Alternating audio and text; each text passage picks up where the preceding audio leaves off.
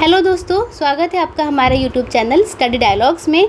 ये हमारी daily current affairs की सीरीज़ है और यहाँ पर हम लोग जो डेली करंट अफेयर होते हैं उनसे 8 MCQs को डिस्कस करते हैं। अब इस वीडियो में 6 और 7 जून से बनने वाले जो डेली इंपॉर्टेंट करंट अफेयर्स थे उनके MCQs को यहाँ पर हम लोग डिस्कस करेंगे।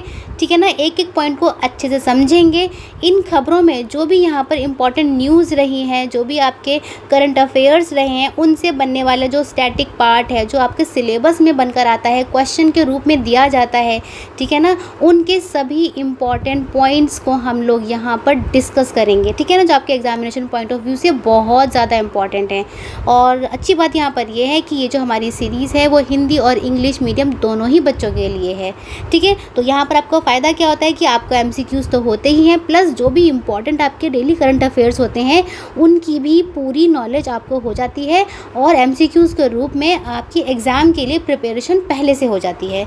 ठीक है, तो इस वाली जो वीडियो है इसको आप लोग पूरा देखिए, सब्सक्राइब ज़रूर करिए हमारे चैनल को और अपने दोस्तों को भी जिन्हें ऐसी करंट अफेयर्स चाहिए उनके साथ प्लस MCQs भी चाहिए।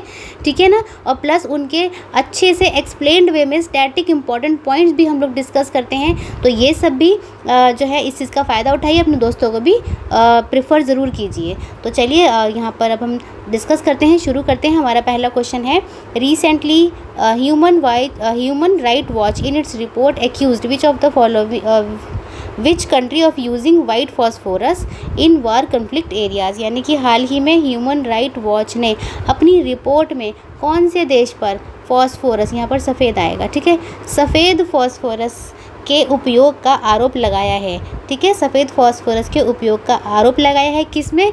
वार कन्फ्लिक्टेड एरियाज़ में, रेजिडेंशियल एरियाज़ में आरोप लगाया है। क्या वो इजराइल पर लगाया है, यूक्रेन पर लगाया है, रशिया पर लगाया है या फिर ईरान पर लगाया है?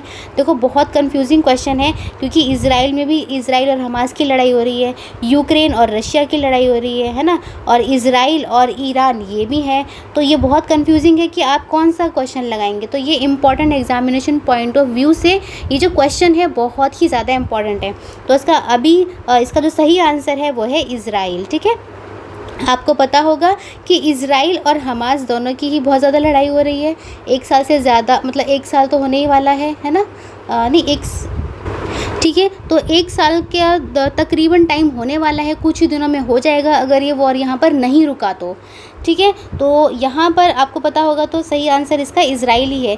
इजराइल ने क्या करा है कि लेबनान में, ठीक है, इजराइल ने लेबनान में वाइट फॉस्फोरस का यूज़ करा है। यही हमारी खबर भी थी कि इजराइल ने लेबनान पर सफ़ेद फॉस्फोरस का यूज़ करा है, वहाँ पर रेजिडेंशियल एरिया में जहाँ पर लोग रहते हैं, जहाँ पर लोगों की बसावट है, कॉलोनी है, वहाँ पर, ठीक है ना, वहाँ पर वाइट फॉस्फोरस का यूज़ करा है। अब देखो, हमारे जो एग्जामिनेशन पॉइंट ऑफ व्यू से यहाँ पर इम्पॉर्टेंट क्या है, वाइट फॉस्फोरस के बारे में हमें पता होना चाहिए।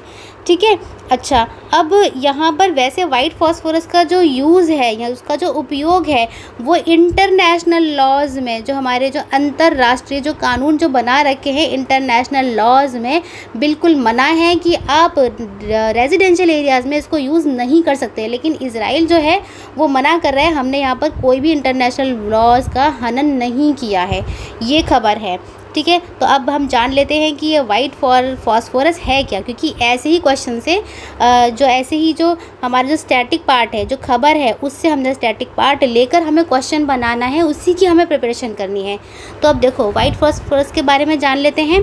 इसी से वाइट फॉस्फोरस बॉम्ब भी बनाया जाता है। ठीक है, देखो, इसी से क्या बनाया जाता है, इसी से वाइट फॉस्फोरस यानी कि सफ़ेद फॉस्फोरस का जो बॉम्ब है वो बनाया जाता है। अब ये होता कैसा है, ये इसका फीचर कैसा होता है, तो ये एक वैक्स लाइक मतलब जैसे कि आपकी मोम आपने देखा होगा मोमबत्ती में, है ना, तो इस तरह का एक सब्सटेंस होता है, येलो कलर का भी होता है और इसकी गार्लिक जैसी स्मेल होती है। गार्लिक मतलब कि लहसुन जैसी इसकी जो होती है वो स्मेल होती है। और अगर ये ऑक्सीजन के एक्सपोजर में आ जाता है ना, तो ये इग्निशन यानी कि आग पकड़ लेता है। तो ये इतना ख़तरनाक होता है कि ये उसके बाद ये आग पकड़ लेता है, तो इसीलिए इसको एक वेपन के रूप में यूज़ करा जाता है। ठीक है। तो ये इतना ज़्यादा खतरनाक होता है कि इसके उपयोग अगर हो जाए वॉर में यानी युद्ध में, तो ये लोगों की जो हड्डियां होती हैं यानी बोन्स है या उनकी जो फ्लैश मतलब कि जो उनके मांसपेशियां हैं उस पे इतना बुरा प्रभाव डालता है कि ये उनको पिघला देता है यानी गला देता है, ठीक है ना, हड्डियों को और इसको। वैसे अभी जो यहाँ पर जो लेबनान के रेजिडेंशियल एरिया पर जो अभी वाइट फॉस्फोरस का यूज़ करा गया है, वहाँ पर सिर्फ उनके जो श्वसन नलियाँ हैं, क्रिया वो जो होती हैं रेस्पिरेटरी ऑर्गन्स, अंग जो है उन पर देखा गया है कि यहाँ पर बहुत ज़्यादा नुकसान हुआ है लोगों के में। यहाँ पर इमरजेंसी भी आई है, 100 से ज़्यादा लोगों की इमरजेंसी कंडीशन आ गई है। तो इसीलिए हमें जानना ज़रूरी था वाइट फॉस्फोरस के बारे में और ये हमारे एग्ज़ाम में आ सकता है, ठीक है। तो ह्यूमन राइट वॉच के बारे में हमें पता होना चाहिए कि कौन सी देश ने इस जो है आरोप लगाया है किस कंट्री के ऊपर कि वाइट फॉस्फोरस को यूज़ नहीं करना है, ठीक है। तो मैं आशा करती हूँ आपको ये क्वेश्चन अच्छे से समझ में आ गया होगा। देखिए ऐसे क्वेश्चंस को अपनी कॉपी में साथ के साथ आप लोग नोट करते चलिए, ठीक है। चलिए नेक्स्ट क्वेश्चन देख लेते हैं। अगला क्वेश्चन है, अच्छा देखिए अगला क्वेश्चन पे जाने से पहले हम अपने चैनल के बारे में थोड़ा बता दें। हमारा जो चैनल है यहाँ पर कई सीरीज़ चलाई रखी हैं हम लोगों ने। इसमें से पहली है GS MCQs की, ये वही है जो मैं आपको करवा रही हूँ। 8 MCQs डिस्कस करते हैं और डेली करंट अफेयर से ही डिस्कस करते हैं, ठीक है। दूसरी है हमारी पॉलिटी की। पॉलिटी में हमने कई सारी वीडियोस अपनी बना रखी हैं, उनमें हमने 10-10 MCQs को डिस्कस कर रखा है और जो भी बेसिक फंडामेंटल्स वाली जो यहाँ पर स्टडी के तरीके से हमने आपको समझा रखा है, आपके बेसिक्स बनेंगे अगर आप इन सीरीज़ को देखेंगे तो। अच्छा तीसरी है हमारी NCERT MCQs और NCERT डिटेल्ड एनालिसिस। यहाँ पर हम लोग NCERT की जो बुक्स हैं उनका फुल चैप्टर पहले आपको पढ़ाते हैं, फिर उस फुल चैप्टर से बनने वाले MCQs को यहाँ पर डिस्कस करा जाता है। हमारी ये जो सीरीज़ है एकदम फ्री है, ठीक है। यहाँ पर आपको क्लास नोट्स दिए जाते हैं, आपको खुद से क्लास नोट्स बनाने की कोई ज़रूरत नहीं है। अगर आप बाकी चैनल्स को देखेंगे तो वहाँ पर आपसे फ़ीस चार्ज करी जाती है, लेकिन हमारे चैनल पर ऐसा कुछ नहीं है, बिल्कुल फ्री है। अच्छा अगली है हमारी ट्रिक्स की। यहाँ पर 5 MCQs हमने करा रखे हैं, कई सारी वीडियोज़ भी बना रखी हैं, आप उनको जाकर देखिए। और बहुत अच्छी ट्रिक्स हैं जो हमने यूज़ कर रखी हैं। फ़न में बहुत अच्छे तरीके से ये क्वेश्चंस आपको चुटकियों में याद हो जाते हैं, ठीक है। अच्छा अब हमारी करंट अफेयर्स मंथली की। यहाँ पर हम लोगों ने वन लाइनर्स में पूरे महीने की जो इम्पॉर्टेंट करंट अफेयर्स हैं उनको कंपाइल करके पूरी एक मैगज़ीन लाई जाती है। यहाँ पर इस अभी जो मई महीना जो निकला है, मई का महीना, उसमें हमने 60 वन लाइनर्स में पूरी मैगज़ीन को कंपाइल करा है, आप जाकर ज़रूर देखिए। और ये जो मेंस के टॉपिक्स हैं ये उन बच्चों के लिए जो कि शुरू से ही मेंस को आंसर राइटिंग में अपना बहुत ज़्यादा ध्यान देते हैं, तो उनके लिए ये इंपॉर्टेंट टॉपिक्स को यहाँ पर डिस्कस करा जाता है, अच्छे से समझाया जाता है उनके एग्जामिनेशन पॉइंट ऑफ व्यू से। और अगर आप हमारे चैनल की कम्युनिटी में जाएंगे तो यहाँ पर रेगुलर बेसिस पर यहाँ पर हम लोग क्वेश्चन पोस्ट करते हैं जिससे कि आपकी प्रैक्टिस पहले से हो जाए। और एक है हमारी शॉर्ट वीडियोस हैं, वो उसमें पूरी एक वीडियोस में छोटे छोटे कंसेप्ट्स को क्लियर करा जाता है। तो ये जो हमारी पूरी सीरीज़ है ये हिंदी और इंग्लिश मीडियम दोनों ही बच्चों के लिए है और एकदम फ्री है, कोई चार्जेस नहीं है। तो आप इसका फ़ायदा उठाइए, हमारे चैनल में जाइए, विज़िट कीजिए और सब्सक्राइब ज़रूर कीजिए। चलिए अब हम क्वेश्चन देख लेते हैं अपना। हमारा क्वेश्चन है how many seats allocated to Andhra Pradesh, Bihar, Uttar Pradesh, Delhi respectively in Lok Sabha में आंध्र प्रदेश, बिहार, उत्तर प्रदेश और दिल्ली को क्रमशः कितनी सीटें आवंटित की जाती हैं।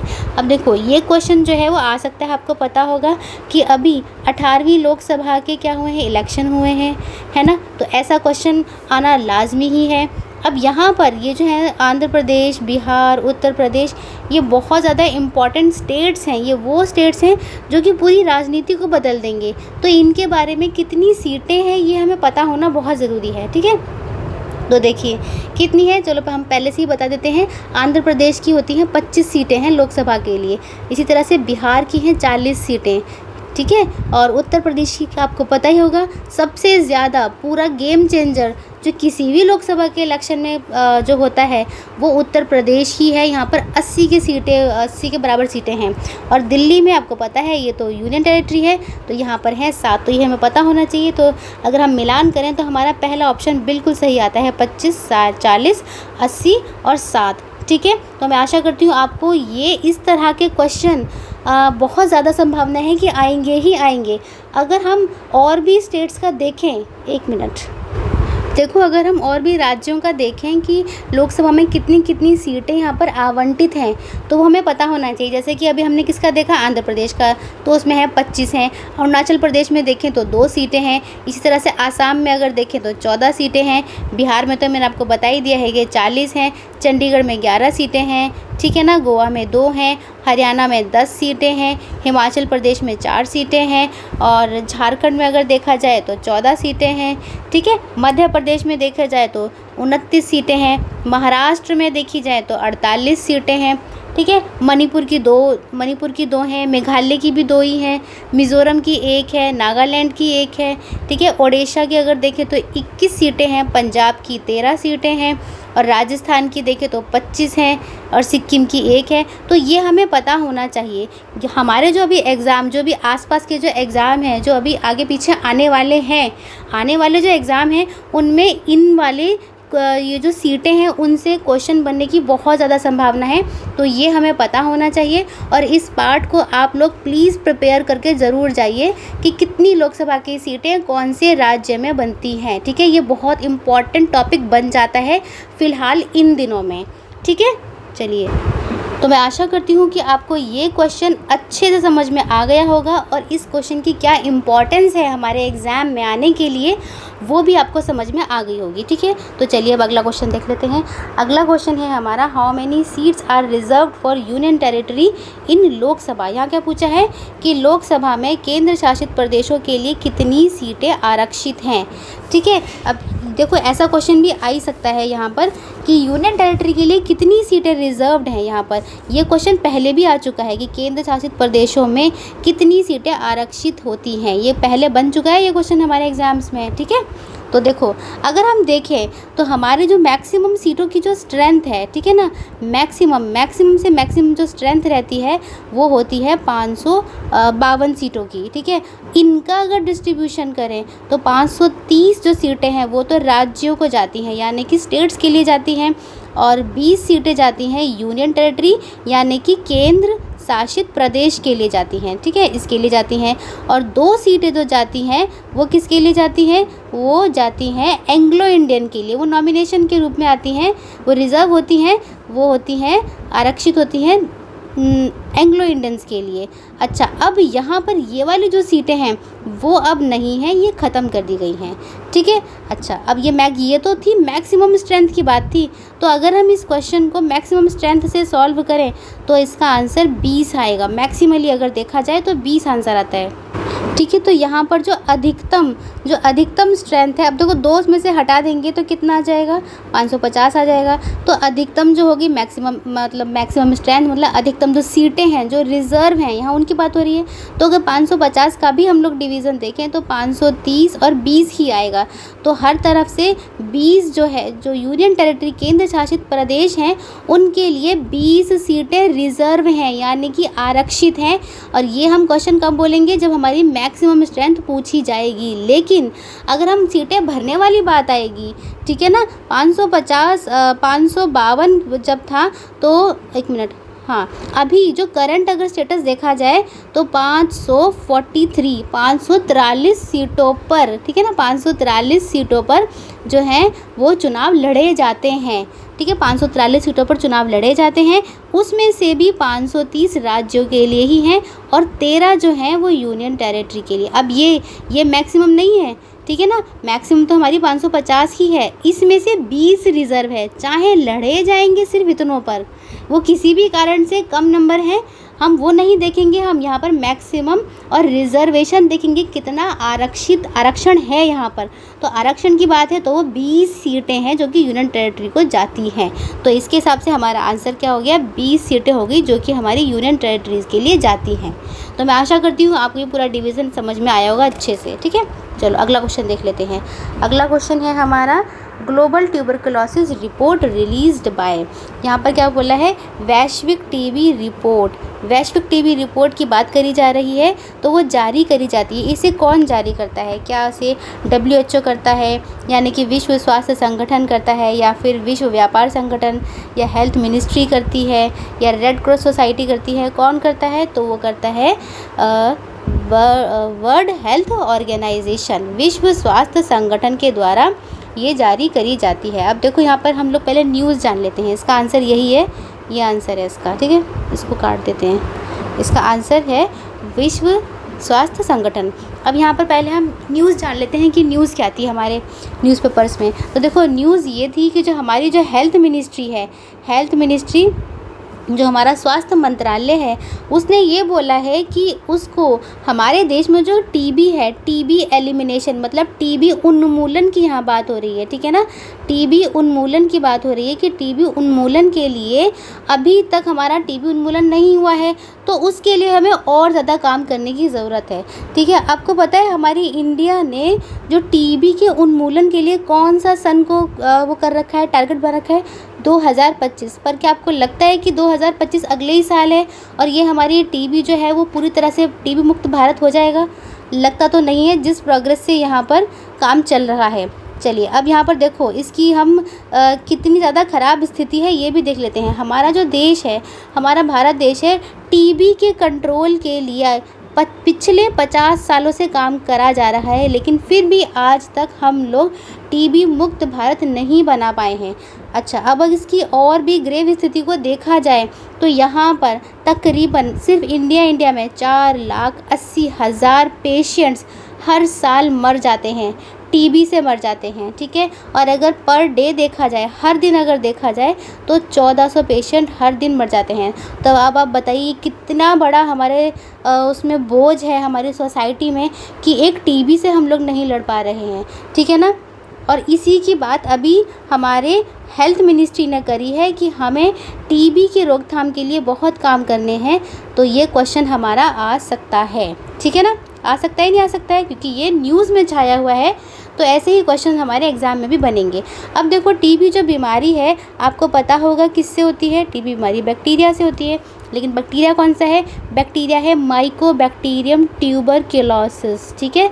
कौन सा है? माइकोबैक्टीरियम ट्यूबरकुलोसिस है। अच्छा, माइकोबैक्टीरियम अगर ट्यूबरकुलोसिस है तो उससे टीबी होती है, लेकिन अगर माइकोबैक्टीरियम लेप्रे होता है, ठीक है, तो उससे कुष्ठ रोग होता है, यानी कि क्या होती है?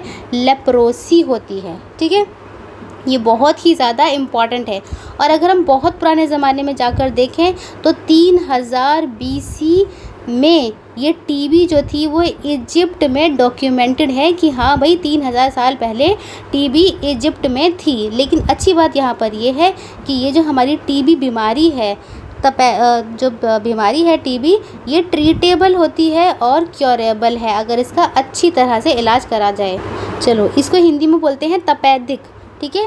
टीबी को क्या बोलते हैं हिंदी में? तपेदिक बोलते हैं। तो हमने सारे इंपॉर्टेंट पॉइंट इसके जान लिए। अब देखो हम अपनी सोसाइटी में, हमें ये पता होना चाहिए कि ये फैलती कैसे है जिससे इतने सारे लोग मर रहे हैं। तो यहाँ पर जिस भी इंसान को टीबी होती है, यानी अगर उसको लंग वाली टीबी है, लंग वाली टीबी मतलब उसके फेफड़ों में टीबी है, किस में है? उसके फेफड़ों में अगर टीबी है ना, तो उसकी जो सांस, छींक, उसमें से जो एयर में उसके जो जर्म्स है वो फैल जाएंगे खांसने से, ठीक है ना। और फिर वो दूसरे इंसान को लगने का ज़्यादा खतरा रहता है। इसीलिए ये जो बीमारी है ये इतने ज़्यादा तादाद पर फैल जाती है और ख़तरा बना रहता है। तो इसका ट्रीटमेंट होना बहुत ज़्यादा लाजमी है। अब हमारे यहाँ पर जो है लोग इस चीज़ को इग्नोर कर देते हैं, इसीलिए इतने ज़्यादा लोगों की मृत्यु भी हो रही है। आपको भी पता होगा, आपके भी आसपास बहुत सारे टीबी के पेशेंट्स आपने देखे होंगे अपने गाँव मोहल्लों में, ठीक है ना। अब हमें उसके सिम्टम भी थोड़े बहुत पता होने ही चाहिए। इसके सिम्टम क्या होते हैं? पहली बात तो ये होता है कि बहुत ज़्यादा खांसी होती है, ठीक है। और फैलता कैसे है कि अगर खांसा, छींका या थूका, ठीक है ना, थूकने से भी उसके जो जर्म्स है वो अगर दूसरे को उड़ के लग गए तो तुरंत टीबी यहाँ पर दूसरे इंसान को भी क्या हो जाएगी? ट्रांसफ़र हो जाएगी, ठीक है। अच्छा, और यहाँ पर क्या होता है, यहाँ पर उसका जो स्प्यूटम जो थूक है उसके अंदर बहुत ज़्यादा खकार निकलती है, और कभी कभी जब ज़्यादा खतरनाक टीबी होती है तो उसके अंदर उसकी जो खकार होती है उसके अंदर ब्लड भी निकल आता है। तो ये हमें पता होना चाहिए, खुद की जानकारी के लिए भी हमें ये नॉलेज होनी ही चाहिए। अब मोस्ट इम्पॉर्टेंट पॉइंट जो हमारे एग्ज़ाम में आ सकता है वो ये है कि जो WHO है यानी कि वर्ल्ड हेल्थ ऑर्गेनाइजेशन ने एक प्रोग्राम लॉन्च कर रखा है, वो कौन सा है, ये है फाइंड, ट्रीट और ऑल, ये करके है, ठीक है। Find, treat, all #TB and TB, तो ये हमें पता होना चाहिए। ऐसे ही एग्ज़ाम में पूछ लिए जाते हैं कि WHO ने कौन सा चला रखा है, ठीक है। और जो WHO की रिपोर्ट है, ग्लोबल ट्यूबरक्लोसिस रिपोर्ट, वो कौन रिलीज़ करता है, WHO। तो ये क्वेश्चन मैं आशा करती हूँ आपको अच्छे से समझ आया होगा, ठीक है। चलिए अब अगला क्वेश्चन देख लेते हैं। अगला क्वेश्चन है हमारा, एज़ पर द सेंसस 2011 के अगर सेंसस के अनुसार हम लोग देखें तो लिटरेसी रेट ऑफ केरला क्या है। मतलब 2011 की जनगणना के अनुसार अगर देखा जाए तो केरल राज्य का साक्षरता दर है कौन सा है, 94%, 97%, 98% या फिर 93%, कितना परसेंट है, तो इसका सही आंसर है 94%। अब देखो इसकी खबर जान लेते हैं। वैसे खबर जो है इससे रिलेटेड नहीं है, लेकिन हमने क्वेश्चन बनाकर दिया है यहाँ पर। अब आप देखिए खबर जो है, न्यूज़ जो है वो ये है कि जो हमारे जो केरला के बीचेस हैं, है ना, केरला के जो बीचेस हैं उन पर इज़राइल के जो टूरिस्ट हैं वो अब बहुत ज़्यादा आने लगेंगे।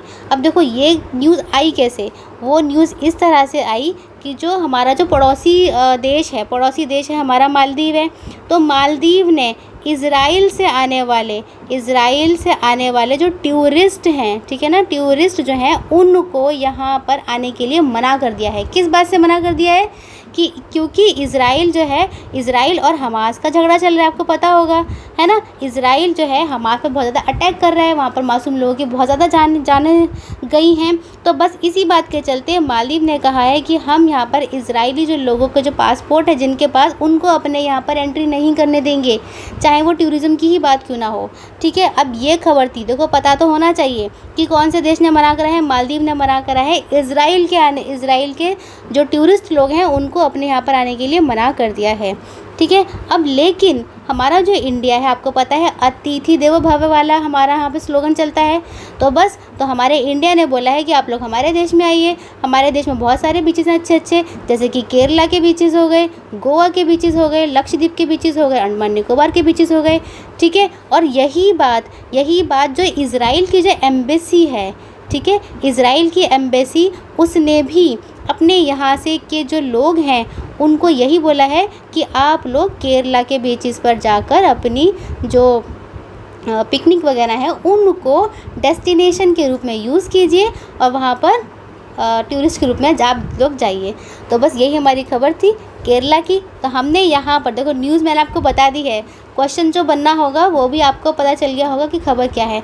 लेकिन हमारा क्वेश्चन है कि 2011 के सेंसस के अकॉर्डिंग जो केरला राज्य है, क्योंकि वो बहुत पढ़ा लिखा राज्य, आपको पता है हमारे पूरे इंडिया में, पूरे भारत में सबसे ज़्यादा पढ़ा लिखा जो राज्य है वो केरला ही है। 94% लोग वहाँ के साक्षर हैं, ठीक है ना, 94% लोग यहाँ के साक्षर हैं। चलो अब ये देख लेते हैं कि यहाँ पर मेल और फीमेल का डिवीज़न कितना है। अगर यहाँ पर मेल्स यानी आदमियों की बात करी जाए तो 96.11% वहाँ के जो मेल्स हैं वो पढ़े लिखे हैं, और अगर फीमेल्स की बात करी जाए वो भी कम पढ़ी लिखी नहीं है, वो भी 92.07% पढ़ी लिखी हैं। बहुत बड़ी बात है, ठीक है ना। बिहार राज्य को देखिए, वहाँ बहुत ज़्यादा कम साक्षरता है, तो बिहार को केरल वाली इन ऐसी चीज़ों से बहुत कुछ सीखना पड़ेगा अभी आगे बढ़ने के लिए, ठीक है। अच्छा, अब अगर हम देखें कि हमारे जो पूरा भारत है, हमारे पूरे भारत का लिटरेसी रेट अगर देखा जाए तो वो भी बहुत ही कम है इस केरल के आगे, उसको भी सीखना पड़ेगा। 94.04% पूरे भारत का जो साक्षरता दर है वो सिर्फ इतना ही है। इसमें से अगर मेल्स की बात करी जाए तो 82.14% मेल से पढ़े लिखे हैं, और अगर फीमेल्स की बात करी जाए यानी कि औरतों की बात करी जाए तो ये हैं 65.46%, ठीक है। तो ये हमें हमारे एग्जामिनेशन पॉइंट ऑफ व्यू से पता होना चाहिए। तो हमने यहाँ पे पूरा कर लिया है। इम्पॉर्टेंट पॉइंट्स हैं, आप लोग नोट करते चलिए अपने कॉपी में इसको साथ के साथ। चलो अब है अगला क्वेश्चन है, how much is 1 barrel of oil approximately equals to. एक बैरल लगभग कितने लीटर के बराबर होता है। यहाँ पर ये पूछा गया है कि एक बैरल जो है वो कितने लीटर के बराबर होता है, 133 लीटर, 159 लीटर या 257 लीटर या 322 लीटर, कितने के बराबर होता है। तो वो होता है 159 लीटर्स के बराबर होता है। अब देखो यहाँ पर जो न्यूज़ थी वो न्यूज़ क्या है, वो है कि जो इंडिया के जो रिफ़ाइनर्स हैं, हमारे भारत देश के जो रिफ़ाइनर्स हैं, वो कॉन्टीन्यूअसली रशिया और इराक से, किन से, रशिया और इराक से कॉन्टीन्यूअसली क्रूड ऑयल को ख़रीदे जा रहे हैं। मई के महीने में भी उन्होंने बहुत ज़्यादा यहाँ से क्रूड ऑयल ख़रीदा है। ये हमारे देश के 2 लार्जेस्ट ट्रेडिंग पार्टनर बन गए हैं, रशिया और इराक। ठीक है, सऊदी अरेबिया जो है वो भी बहुत ज़्यादा तेल सप्लाई करता है, कच्चा तेल सप्लाई करता है, लेकिन यहाँ से हमने इतनी ज़्यादा खरीदी नहीं करी है। क्यों? क्योंकि वो $5 था, $5 पर बैरल वो महंगा दे रहा था, तो इसीलिए हमने यहाँ से नहीं ख़रीदा। अब यहीं पर आ गई बैरल की बात, तो हमें पता होना चाहिए कि एक बैरल में कितने लीटर्स होता है। तो एक बैरल में 159 लीटर्स होता है। ठीक है, अब देखो यहाँ पर क्योंकि वो थोड़ा महंगा दे रहा था, अगर हम महंगा ख़रीदते तो हमारा जो देश का जो इम्पोर्ट बिल था, क्योंकि हम महंगा सामान खरीदेंगे, सीधी सी बात है, हमें महंगा पड़ेगा, हमारा ज़्यादा पैसा खर्च होगा, तो इम्पोर्ट बिल हमारा बहुत ज़्यादा हाई हो जाएगा। ठीक है ना। अब इम्पोर्ट बिल के हाई होने से जो हमारा करंट अकाउंट डेफिसिट है वो भी बहुत ज़्यादा बढ़ जाएगा, आपको पता होगा। और करंट अकाउंट डेफिसिट क्या होता है, वो ये होता है कि जब हम इंपोर्ट में ज़्यादा सामान खरीद लेते हैं एज़ कम्पेयर टू हमारे एक्सपोर्ट से। ठीक है ना, तो ये छोटी छोटी बातें हमें पता होनी चाहिए। तो बस अब इसी चीज़ों से, ऐसी ही चीज़ों से क्या आती है, बाद में जाके महंगाई यानी कि इन्फ्लेशन आ जाती है। तो ये पॉइंट्स हमारे सारे बहुत इंपॉर्टेंट पॉइंट्स हैं। चलो अगला क्वेश्चन देख लेते हैं। तो अगला क्वेश्चन है हमारा, which of the following group of countries share border with Israel. निम्नलिखित में से कौन से देश का समूह इज़राइल के साथ अपनी सीमाएं साझा करता है। यहाँ पर क्वेश्चन में पूछा है कि इज़राइल के साथ कौन कौन से जो देश हैं वो अपनी सीमाएं साझा करते हैं। तो क्या ये तुर्की, लेबनान, इजिप्ट, सऊदी अरेबिया है, या लेबनान, सीरिया, जॉर्डन, इजिप्ट है, या सीरिया, लेबनान, तुर्की या ईरान है, या साइप्रस, तुर्की या लेबनान, इजिप्ट है। इसमें से कौन सा है? तो सही आंसर है इसका, यह है तुर्की, लेबनान, मिस्र और सऊदी अरब। ठीक है, ये सारे जो देश हैं ये इज़राइल के साथ अपनी बाउंड्रीज़ शेयर करते हैं। चलो अब खबर वही थी कि जो इज़राइल है उसने लेबनान के ऊपर वाइट फॉस्फोरस का इस्तेमाल किया है युद्ध में। ठीक है ना, तो बस इसीलिए हमें इसकी जो कौन कौन सी जो देश हैं वो सीमा साझा करते हैं ये भी हमें पता होना चाहिए। इस तरह से भी क्वेश्चन आ सकता है। अब देखो अगर वर्ल्ड मैप में अगर देखा जाए तो यहाँ पर इस वाली अफ्रीका के ऊपर की तरफ यहाँ पर इज़राइल पड़ेगा, आपको पता होगा। ठीक है, यहाँ इज़राइल है तो इसके जो चारों तरफ की जो कंट्रीज़ है, जैसे कि यहाँ पर आ गया जॉर्डन आ गया, ठीक है ना, जॉर्डन आ गया, सीरिया आ गया, इधर की तरफ लेबनान पड़ता है, यहाँ आपको पता होगा भूमध्य सागर यानी कि मेडिटेरेनियन सी है, और यहाँ इजिप्ट है। अब देखो यहाँ ज़्यादा क्लियर नहीं हो पाएगा, आपको नीचे वाले उसमें ले चलते हैं डायग्राम में। तो यहाँ पर हम लोग देख लेते हैं इसको, ये देखिए यहाँ अगर देखा जाए तो ये जो वाइट वाला है, ये वाला, ये यहाँ से लेके यहाँ तक का ये है इज़राइल है। ठीक है, और ये है, ये कौन सा है, ये है वेस्ट बैंक। ठीक, ये वेस्ट बैंक है और ये हमास, जो उसकी लड़ाई चल रही है हमास से।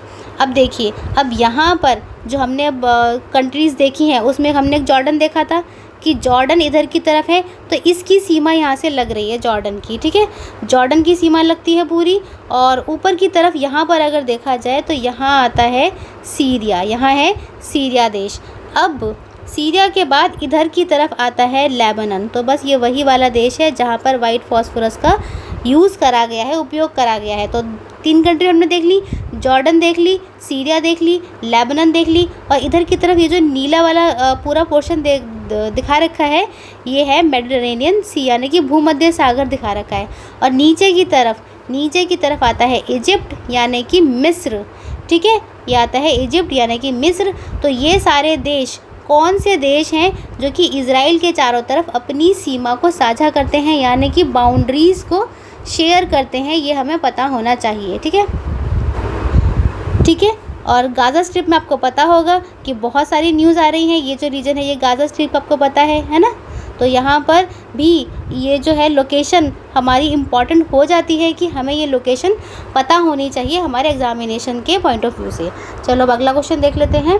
अगला क्वेश्चन है हमारा, which of the following features best illustrate the federal structure of the Indian constitution. यहाँ पर क्या पूछा है कि कौन से ऐसे फीचर हैं जो कि फेडरल स्ट्रक्चर को अच्छे से, हमारे भारतीय संविधान के संघीय ढांचे को, भारतीय संविधान की संघीय संरचना को सबसे अच्छी तरह से दर्शाते हैं।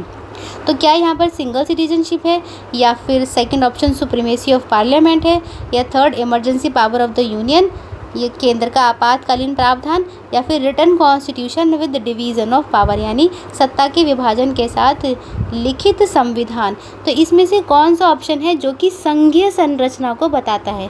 तो इसका जो सही आंसर होगा वो है written constitution with division of power, यानी कि सत्ता के विभाजन के साथ लिखित संविधान। ये हमारे संघीय संरचना को बहुत अच्छे से दर्शाता है, यानी कि federal structure of the Indian constitution को दर्शाता है।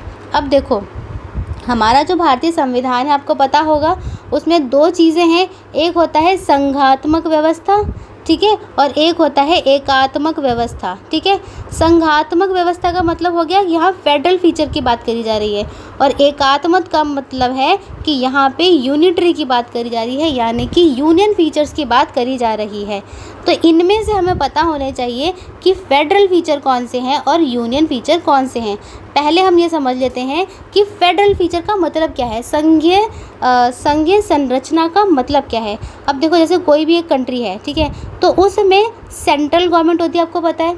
अब सेंट्रल गवर्नमेंट के साथ साथ हमारा जो देश है उसके अंदर कई सारे स्टेट्स हैं, उनके अंदर भी अपनी सरकारें हैं, आपको पता होगा, ठीक है ना। तो सेंट्रल गवर्नमेंट को कई सारी पावर्स देना, उनके साथ साथ ये जो राज्य सरकारें हैं इनको भी अपनी पावर्स देना, दोनों को ही पावर का डिवीज़न देना कि आपके पास भी पावर्स हैं और सेंट्रल गवर्नमेंट आपके पास भी पावर्स हैं। इन दोनों के पावर के डिवीज़न को हम लोग संघ की संरचना बोलते हैं, यानी कि संघीय संरचना बोलते हैं, कि दोनों को ही अपने अपने अधिकार दिए गए हैं, किसी एक की सत्ता प्रभुत्ता नहीं है यहाँ पर, ठीक है ना, किसी एक को दूसरे के ऊपर हावी नहीं करा गया है, दोनों को ही अपने अपने अधिकार दिए गए हैं। तो ऐसा जो देश होता है जहाँ पर दोनों को ही, सेंट्रल गवर्नमेंट को भी और स्टेट गवर्नमेंट को भी अपनी पावर्स दी गई हैं, एक लिमिटेशंस के अंदर दोनों को दी गई हैं, तो ऐसे देश को क्या कहा जाता है, संघीय संरचना का बहुत अच्छा उदाहरण कहा जाता है। तो हमारा जो देश है वो संघीय संरचना उसके अंदर है, ठीक है।